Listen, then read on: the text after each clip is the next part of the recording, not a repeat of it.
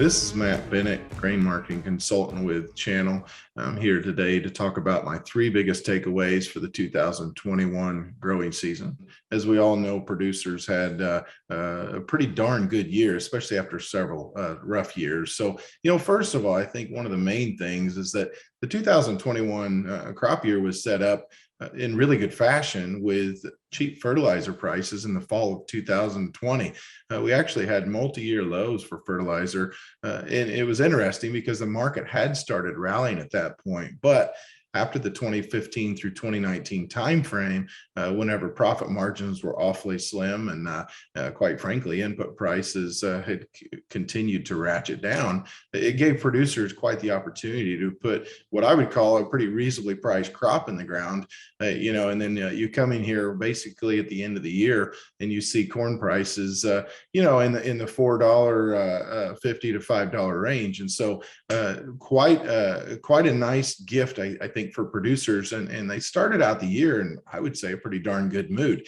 And then you get into the growing season, and obviously my number two takeaway, I guess, is that according to the USDA, we grew a record corn crop in 2021. And so and I would say that they're pretty close. I mean, the only reason why I say that is because the January report on the 12th is going to give us the final crop size, but by all indications, if it's not a record, it's awfully close to a record. So most producers actually had really darn good yields as well as good prices to go with them. So typically whenever we get a big bumper crop, if you will, we don't see huge prices to go along with them. So the profitability standpoint for the 2021 growing season, due to the fact that we raised a big crop and we saw really darn good prices, is the number two takeaway. And so, number three, I think looking forward into 2022, we've got to understand that there's a couple of different dynamics that have gone on. Whereas the 2021 crop went in the ground relatively cheap, the 2022 crop's not going to go in the ground cheap.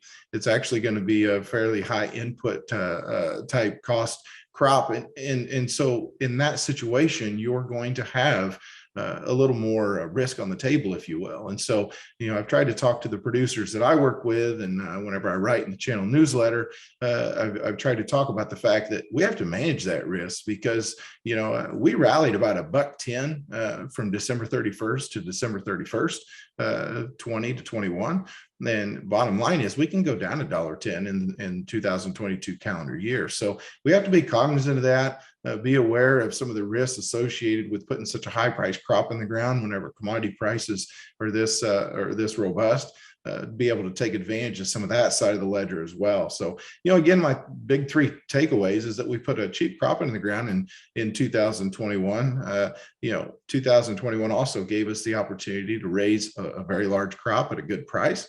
And then 2022 could be a drastic difference. So once again, this has been Matt Bennett, grain marketing consultant with Channel. If you have any questions or comments, feel free to leave them at the bottom of the video, or you can always respond to my newsletter. If you don't get my newsletter, you can go to the grain marketing tab on the Channel website. So once again, thanks for listening, and I wish you well in 2022.